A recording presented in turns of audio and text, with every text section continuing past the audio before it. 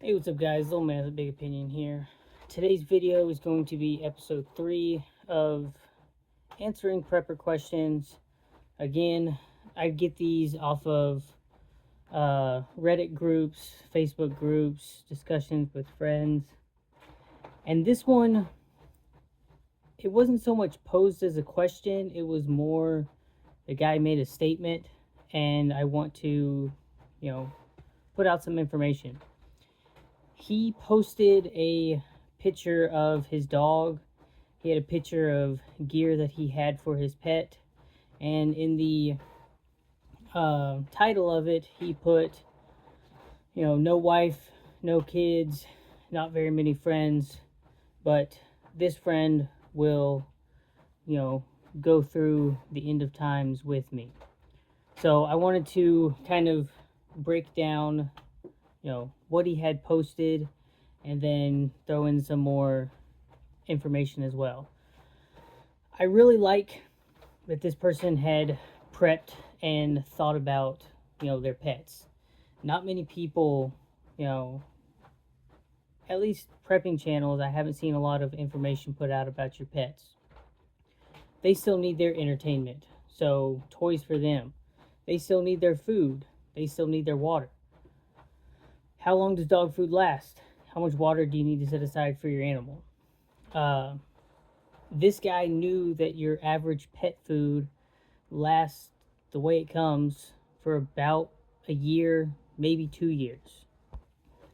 So, generally speaking, that amount of pet food is going to be, take up a lot of space. But, hopefully your pet isn't in its last year of its life. You can feed your dogs and cats, your table scraps and feed them what you're eating, and that can definitely, prolong their life. But if it's not the right proteins and nutrients that they need, then they are going to slowly suffer. Their stomachs will feel full because they're eating. But, if you're feeding your cat peanut butter and jelly sandwiches, they're not getting everything that they need. So think about what you're going to feed your animals. If you have the ability to freeze dried food, that's going to take up less space and it's going to last a lot longer. If you don't have that ability, you can buy freeze dried pet food. But is it in your sustainment plan that you're growing and producing things that you can also feed to your pets? So that's something to think about. The other part of what he posted is, he said, no family, not a lot of friends. So I think it's a good idea to create, some sort of mag, find like-minded people in your area, because yeah, I am legend in your situation where, you've got that, social comfort, you've got that other living being. Your dog can supplement some things, but your dog can't supplement everything. So I would highly consider taking the time to find other people in your area. That way, you're not going through prepping alone. And they probably have pets as well.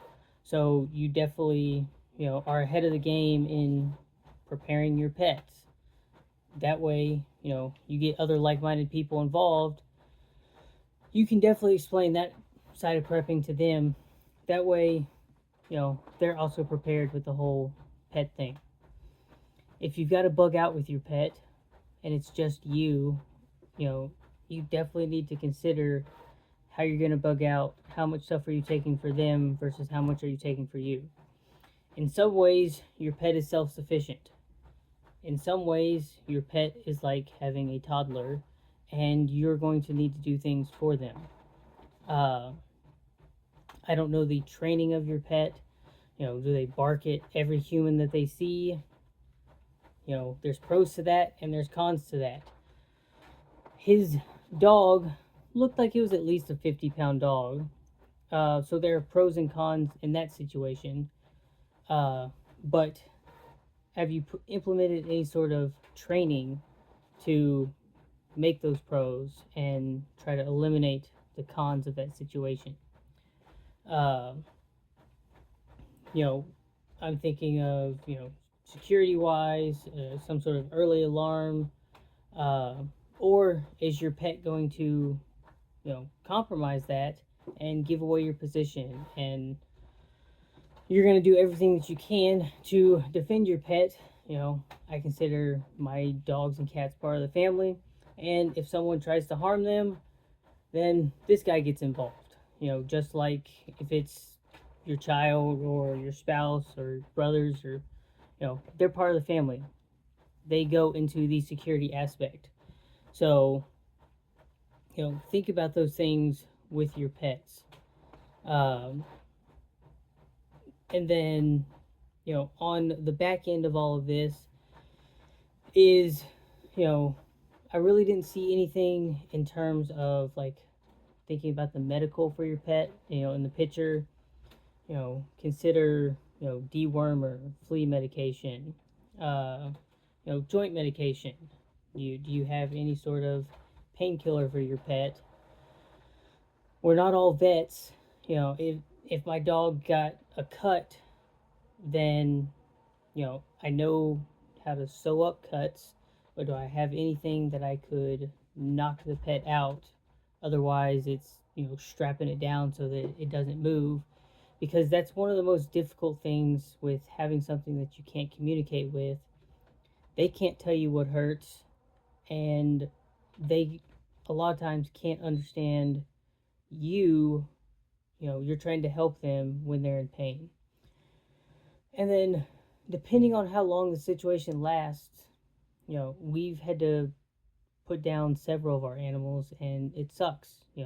They get old, they get, heavily injured, and thankfully, society is running that there are, you know, humane ways to have that done. We haven't had to old yeller style any of our pets, but that's a mental process that you should kind of prepare yourself for, because the prepping situation could happen when you have a 3-year-old dog and it gets injured too badly to be saved, or that prepping situation could happen with your 17-year-old dog that, we would love it if they passed peacefully in their sleep, but at what point are you thinking about, you know, ending the suffering and, trying to be as humane as you possibly can? That's still thinking back to that I Am Legend moment where he held on to his dog until the very end, and then had to do the very hard tasks of putting his dog down. So that's another aspect of this to, have, in your mental toolbox. But I think it's great to have pets. The last little part is geared towards, not dogs and cats. This could go towards, horses, livestock, birds, turtles, fish, anything like that. You know your pets best. You know what they eat. You know how to take care of them. So you also need to plan, am I going to let my birds free and, let nature take their course and they'll survive as long as they survive? Or am I going to store up, food and bedding and stuff for those? Same thing with your turtles, same thing with your fish. Uh, I think the big thing with your fish is you've got a element of electricity there where, you need to keep their filter running. If you've got reptiles, having, a heat lamp or a heat pad for them, you need to keep electricity running for those kind of pets. Um, there's a lot more exotic kind of stuff that I really don't know anything about, but if you know what your pet needs, it's just like your family. Put supplies aside to be able to take care of them as well. And with that, let me know if you have any other questions along this topic in the comment section down below. hit the subscribe button for the channel, like the video, and share it with your friends and family. And with that, catch you in the next one.